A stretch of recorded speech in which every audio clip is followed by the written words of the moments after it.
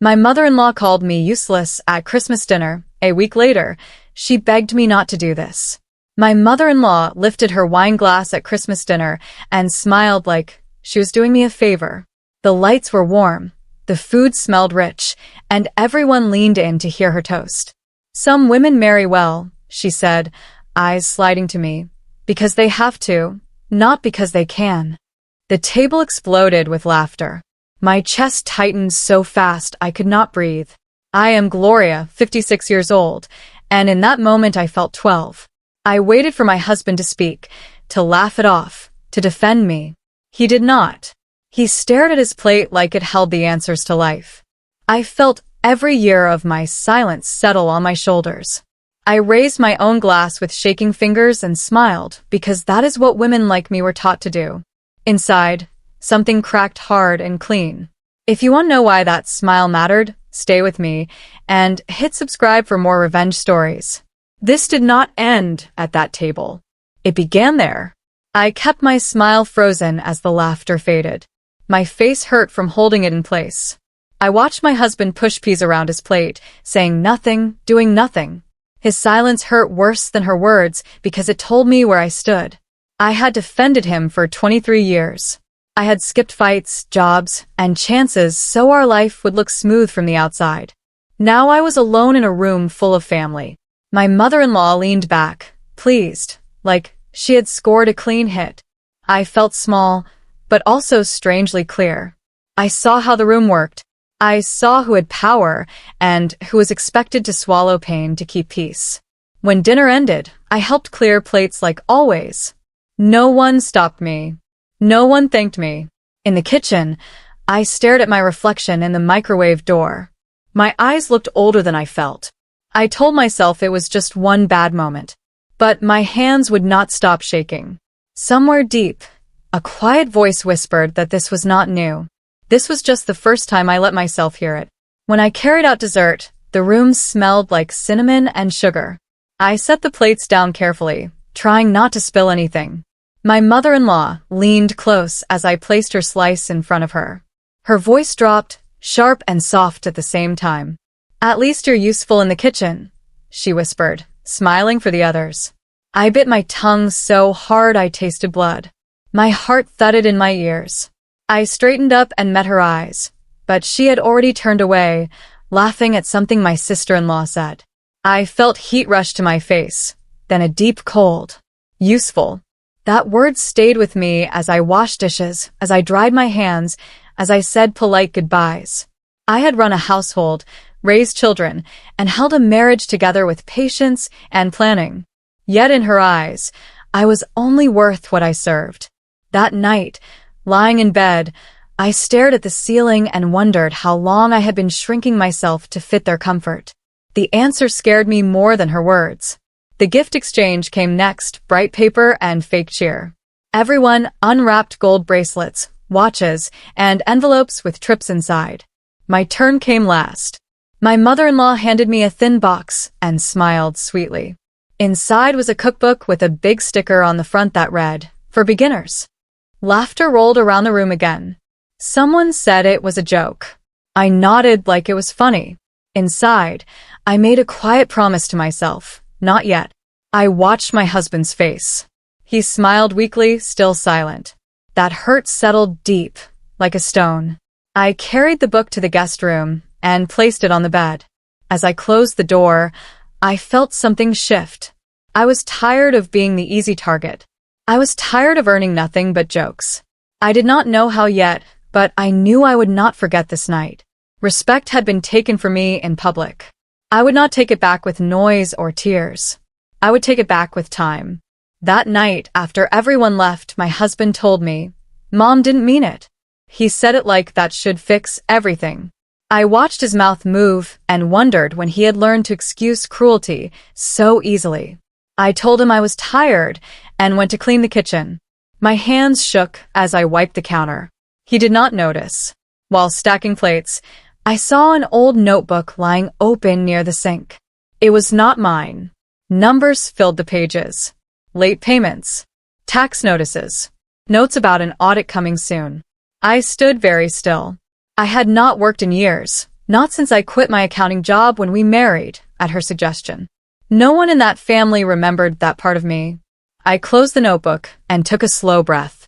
Something heavy and calm settled in my chest. I was not useless. I was just unseen. As I turned off the light, I understood one clear thing. This family thought I was weak because I was quiet. They had no idea what I could still do. The next morning, the house felt heavy and quiet.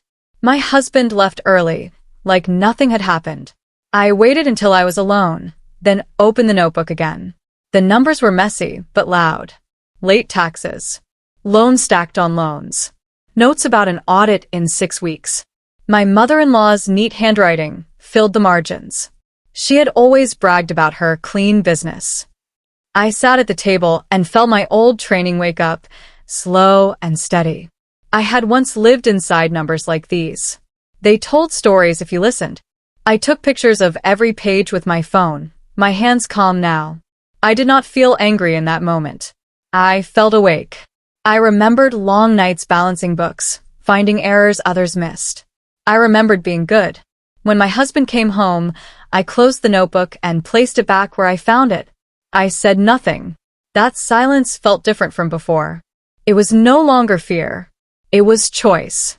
For the first time in years, I went to bed knowing something they did not. And that knowledge wrapped around me like armor. No one in that family knew I was a certified accountant. They knew I used to work with numbers, the way people say things that no longer matter. I had quit my job when I married, after my mother-in-law said a good wife focused on home, not ambition. I listened. I always listened. That morning, I made coffee and thought about how easily my skills had been erased. How silence can rewrite history. I pulled out my old laptop from the closet. It still worked. My fingers remembered the keys like old friends. I reviewed the photos again. Fake invoices stood out. Missing payments hid in plain sight. This was not carelessness. It was a pattern. I felt a slow burn in my chest, not wild anger, but something sharper. I realized I had been called useless by a woman standing on lies. I shut the laptop and smiled to myself. I did not need to rush. Time was already on my side. All I had to do was wait and watch. For once, patience belonged to me, not them. That night, while everyone slept, I copied every number into a secure folder on my phone. Dates, amounts, names. I labeled nothing in a way that could be traced.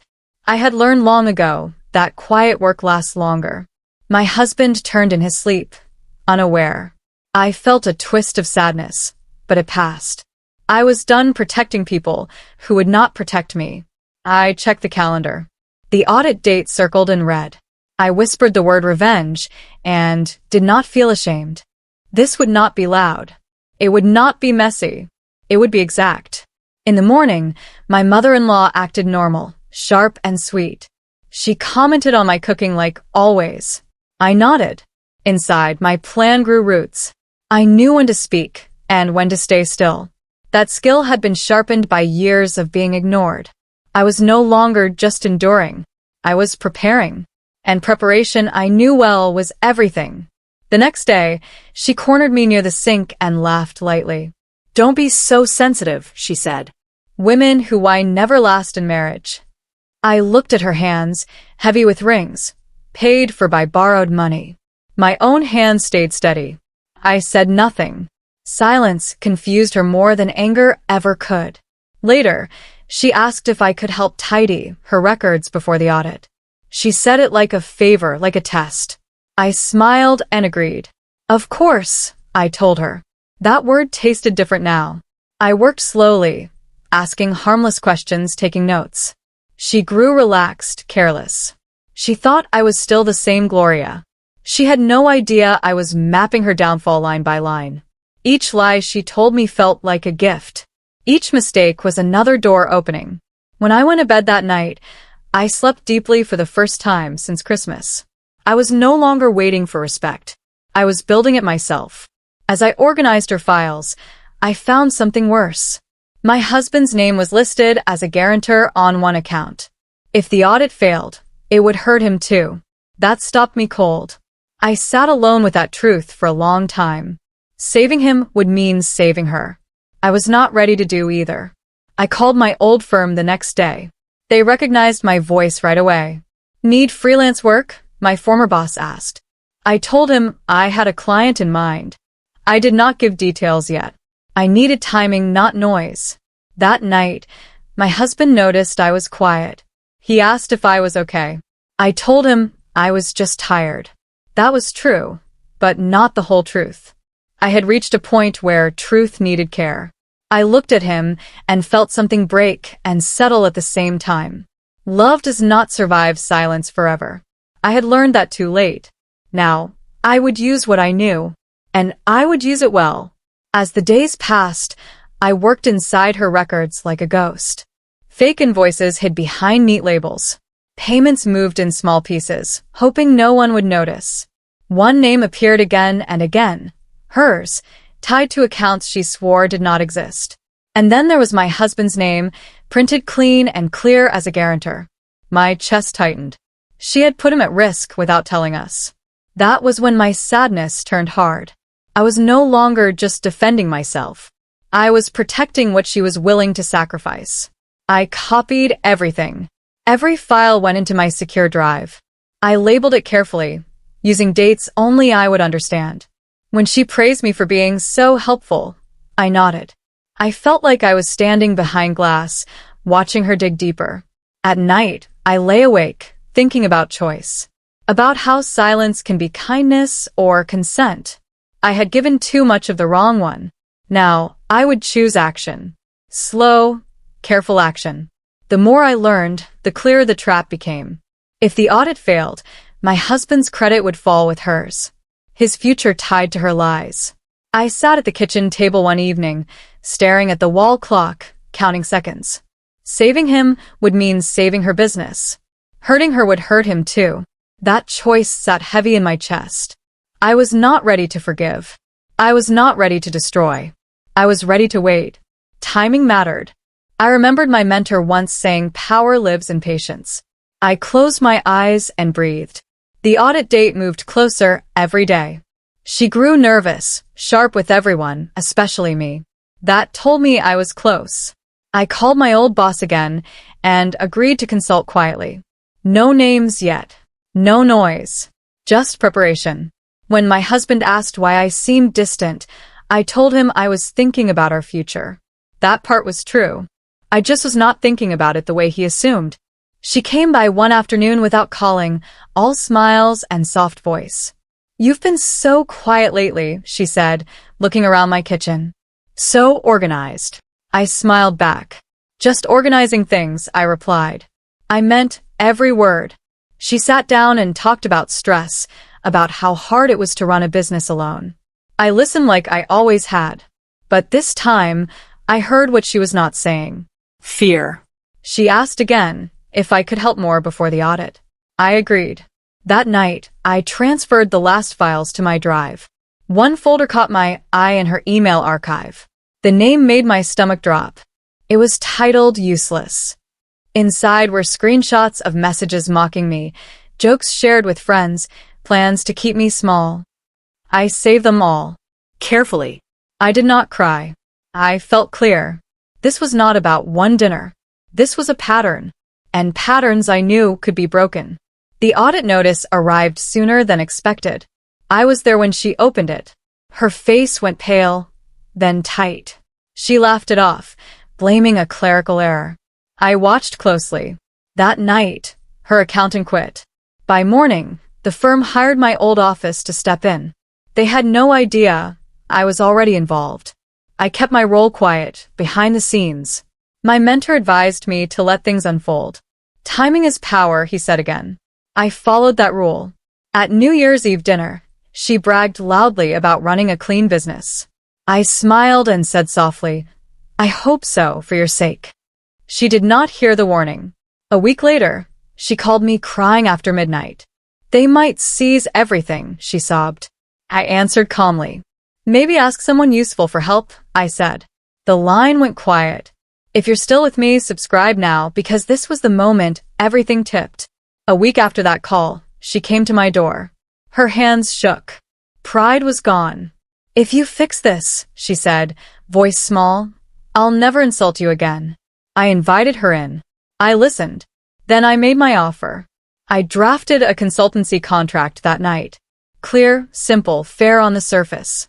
In exchange for my help, she would transfer partial ownership of her business to me. She signed without reading. Fear makes people careless. I began the cleanup immediately. I corrected ledgers and exposed fraud to the authorities before the audit. Cooperation cut her penalty in half, but tied her future to me. At the board meeting, auditors praised the new accountant. My name followed hers in the report. She sat silent, humiliated. That was only the beginning. I was not done balancing the books. I was just getting started. When my husband finally noticed the tension, it was too late to pretend. He sat across from me at the kitchen table and said my mother-in-law was worried. I slid a single page toward him. Just one. A fraction of her debt. His face drained of color. He whispered my name like a plea. Please don't tell anyone, he said. That hurt more than the numbers. Not thank you. Not I'm sorry. Just fear. I told him I would handle it. That was not a promise of mercy. It was a statement of control. He nodded like a child who had learned a lesson too late. That night, I slept alone in clarity. I had crossed a line I could not uncross. I was no longer invisible. I was necessary, and necessity changes power. The auditor called 2 days later. Her company's accountant had quit suddenly. My old firm was stepping in. I stayed behind the curtain, advising quietly. Every email, every correction, was routed through systems I knew better than anyone. My mother-in-law called constantly, her voice tight and sweet. She told friends I was helping out. I let her. The audit moved forward like a slow storm. There was no stopping it now, only shaping how much damage it did. I kept my husband's name protected. That choice was mine alone. Watching her pace the house, I felt no joy yet. Just focus. Revenge is not loud when done right. It is patient. Late one night, I opened her email archive again. That was when I found it. A folder named Useless. Notes on her. My breath caught. Inside were screenshots of messages mocking me. Jokes about my clothes. My silence. Plans to keep me dependent. I saved everything. Slowly. Carefully. I did not cry. I felt something close to relief. Proof has weight. And now I carried it. I closed the laptop and sat in the dark, feeling years of doubt finally lift. I was not imagining the cruelty. I had simply been trained to accept it. She had bragged online about new jewelry and trips. I matched the timestamps to her withdrawals. They lined up perfectly with the fake invoices. Fraud leaves fingerprints everywhere. I built a clean timeline, simple enough for anyone to understand. My mentor reminded me again to wait. Let the audit speak, he said. I listened. New Year's Eve came. She bragged again at dinner about running a clean business. I smiled and said nothing. Silence can be a warning if you know how to hear it. The audit notice arrived officially the next morning. Her face turned white as paper. She called everyone, blaming clerical errors, bad staff, bad luck. At midnight, she called me crying. They might seize everything, she sobbed. I spoke gently. Maybe ask someone useful for help. A week later, she stood at my door, shaking. If you fix this, she begged, I'll never insult you again. I invited her in. I had already written the contract. She signed it without reading. That was the moment the balance shifted. The real reckoning was coming next. New Year's Eve dinner felt like a repeat, but the air had changed. My mother-in-law talked louder than usual, telling stories about how hard it was to be a strong woman in business. Everyone nodded. I watched her hands shake when she lifted her glass. She smiled at me once, tight and unsure. I smiled back, calm and steady. When she said, I run a very clean business, I met her eyes and said softly, I hope so, for your sake. The table went quiet for a second, then laughter covered it. She laughed too, but it sounded thin. I felt the power of that moment sink into me. I did not need to explain. I did not need to warn. The truth was already moving toward her, slow and unstoppable. That night, I reviewed the contract again. Everything was legal. Everything was signed. I slept well, knowing the storm was finally close enough for her to feel. The audit notice arrived 3 days later by registered mail. I was there when she opened it. Her face drained of color. Then she forced a smile and said it was nothing. A mistake. Her voice cracked on the word. She spent the rest of the day on the phone, blaming staff, systems, and timing. I stayed quiet. By evening, her accountant quit without warning.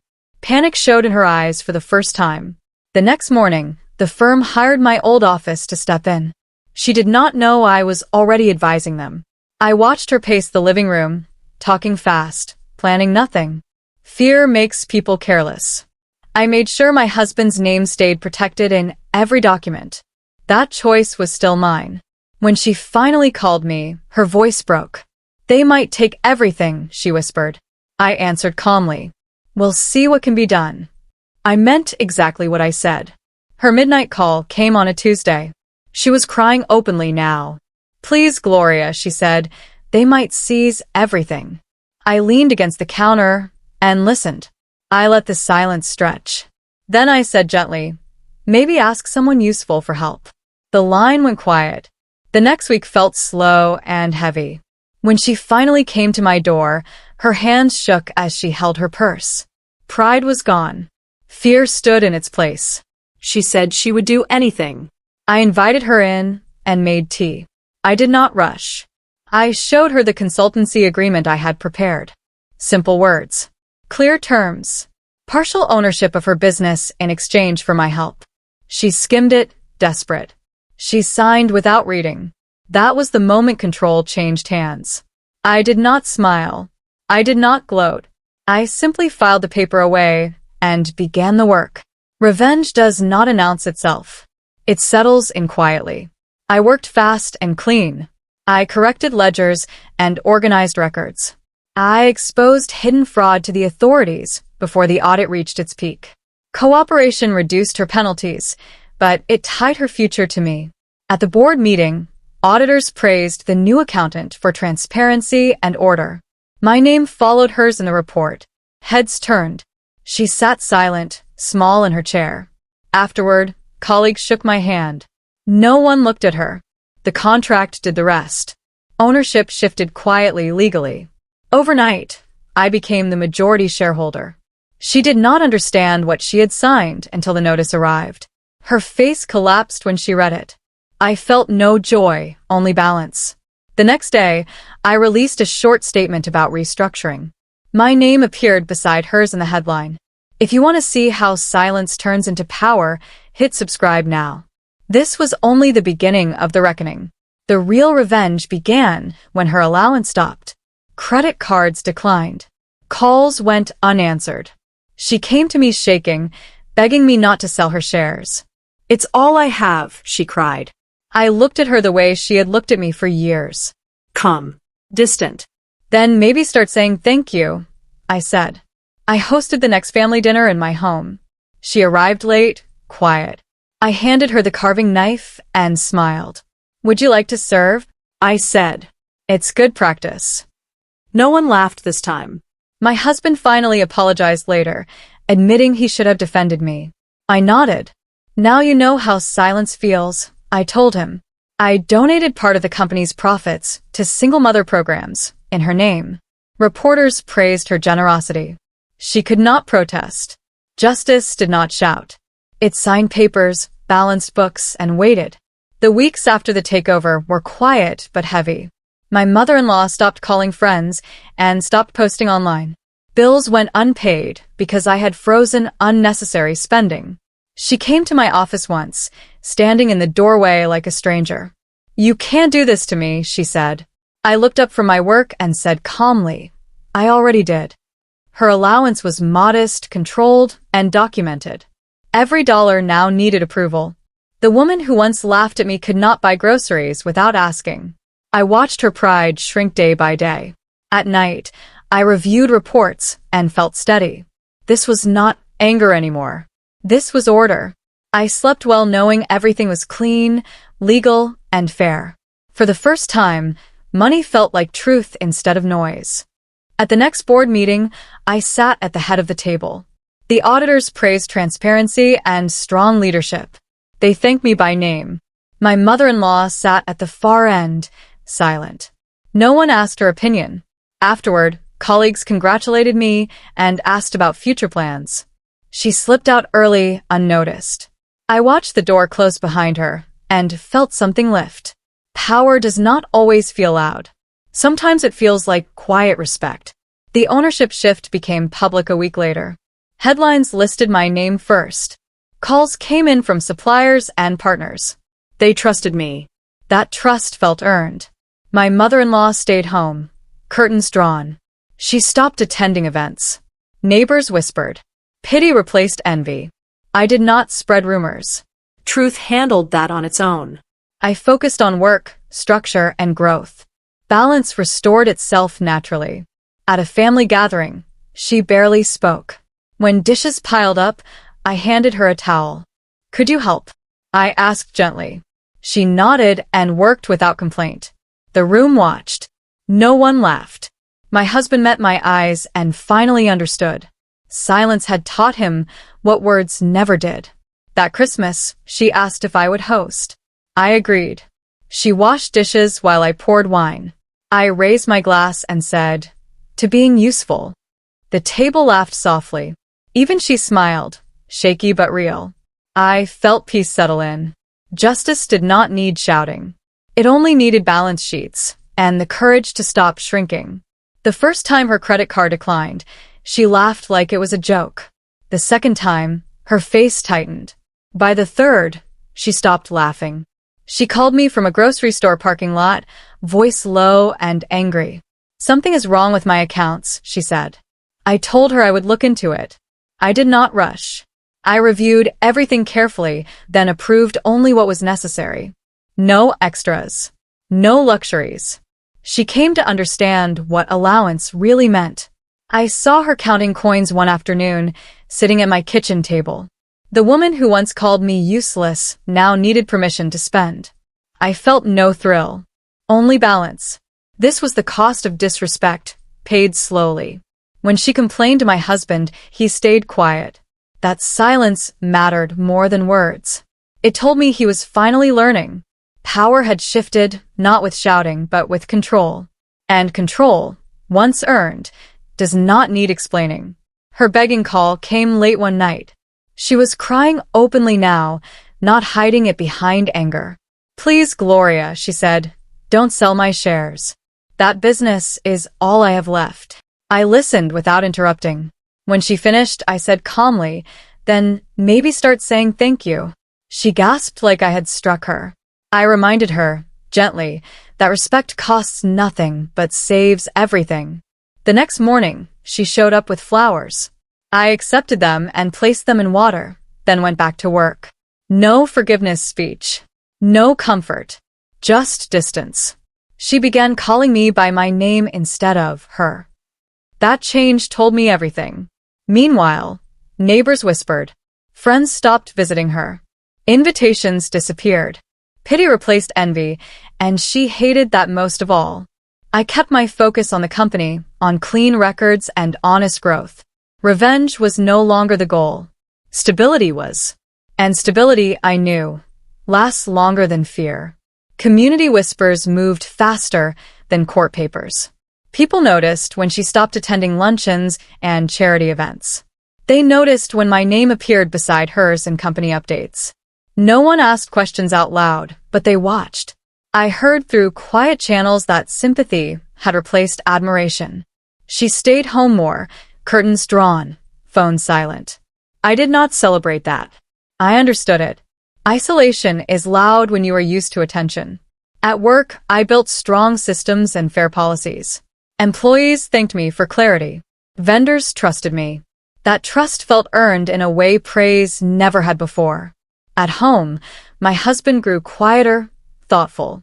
One night he said, "I should have defended you." I nodded once. "Now you know how silence feels," I replied. He did not argue. That mattered. The power in our marriage shifted too, not with anger, but with truth. I had stopped shrinking. And once a woman stops shrinking, the world has to adjust. I made one final move quietly. I donated a portion of the company's profits to programs that supported single mothers, under her name. The press praised her generosity. She could not protest without explaining everything. When she realized what I had done, she stared at me in disbelief. "Why?" she asked. I answered honestly. "Because accountability should help others," I said. She turned away, defeated. At a coffee shop weeks later, she sat across from me, smaller somehow. "You won," she whispered. I smiled gently. "No," I said. "I balanced the books." That was the truth. This had never been about crushing her. It was about restoring order where there had been cruelty. I walked home feeling lighter than I had in years. The anger was gone. In its place was calm, earned and steady. Justice had done its work quietly, exactly as planned. Next Christmas, she asked if I would host dinner. Her voice was careful, respectful. I agreed. That night, she arrived early and asked where she could help. I handed her a towel and pointed to the sink. She washed dishes without complaint. When everyone sat down, I raised my glass. "To the power of being useful," I said. Laughter moved around the table, softer this time. Even she managed a shaky smile. I looked around the room and felt peace settle deep in my chest. No fear, no cruelty, just boundaries finally respected. A week later, she begged me not to transfer her last shares. I did it anyway. Justice did not need shouting. It only needed balance sheets, patience, and the courage to stop accepting less than respect. A week after the last transfer, she came to the coffee shop near my office. She looked smaller, like her spine had bent inward. She waited until I sat down. "You didn't have to take everything," she said softly. I stirred my coffee and looked at her the way I once wished she had looked at me, with calm attention. "I didn't take everything," I said. "I took responsibility." She shook her head. "You always were quiet," she whispered. I smiled. "Quiet people hear more," I replied. Around us, life moved on. No one stared. No one whispered. She was just another woman sitting across from someone who had outgrown her cruelty. When I stood to leave, she said, "You won." I paused. "No," I corrected gently. "I stopped letting you decide who I was." I walked out into the cold air feeling lighter than I had in years. Revenge had finished its work. What remained was peace. The following Christmas felt different from the start. I hosted dinner again, but this time the house felt honest. No tight smiles. No sharp jokes hiding behind laughter. My mother-in-law arrived early and asked what she could do. I handed her a dish towel. She nodded and went to work without comment. I watched her from across the room and felt no anger, just distance. During dinner, conversations stayed simple. No one tried to shine by dimming someone else. When dessert was served, she complimented my cooking and meant it. I could tell. After the plates were cleared, she stayed behind to wash dishes. No one told her to. She just did. That moment mattered more than apologies. Respect shown through action lasts longer than words. I went to bed that night feeling calm. The house was quiet, but not hollow. It was full of something new. Balance. And balance, I had learned, was the truest form of justice. At the final family gathering of the year, I raised my glass. My hands were steady. "To the power of being useful," I said. The table laughed, gently this time. Even she smiled, though it wavered. I watched her carefully. She did not look angry. She looked humbled. That mattered. My husband met my eyes and nodded. No excuses. No silence. Just understanding. Later that night, after everyone left, I stood alone in the kitchen. The same place where I once bit my tongue until I tasted blood. I touched the counter and breathed deeply. I had not shouted. I had not begged. I had simply stopped shrinking. That choice had changed everything. I understood then that revenge was not about hurting her. It was about restoring truth. I was no longer the woman they laughed at. I was the woman who owned the room without raising her voice. That was my victory. In the weeks that followed, life settled into something steady. The company grew stronger under clear leadership. Employees trusted me. Vendors respected me. At home, my marriage found new ground. My husband listened more. He spoke less. That balance felt earned. My mother-in-law kept her distance, polite and careful. Sometimes she thanked me. Sometimes she stayed silent. Both were fine. I no longer needed her approval. I had learned the cost of silence when it protects cruelty. I had also learned the power of silence when it protects dignity. I walked through my days lighter, no longer carrying shame that was never mine. The past no longer burned. It taught. That was enough. I had balanced more than books. I had balanced my life. And nothing felt more satisfying than that quiet strength. A week after that first Christmas dinner, the one where she called me useless, she begged me not to transfer her last shares. I did it anyway, not out of anger, but out of truth. She had built her power on my silence. I ended it by speaking through action. Today, when I look back, I do not feel regret. I feel clarity. Justice did not shout. It did not embarrass. It did not rush. It waited, planned, and balanced the books. I am Gloria. I am older. I am quieter than most. And I am no one's joke. Respect came not because I asked for it, but because I stopped accepting less. That is how the story ended. Not with noise. With peace. If this story stayed with you, like the video, subscribe for more powerful revenge stories, and tell me in the comments what part hit you the hardest.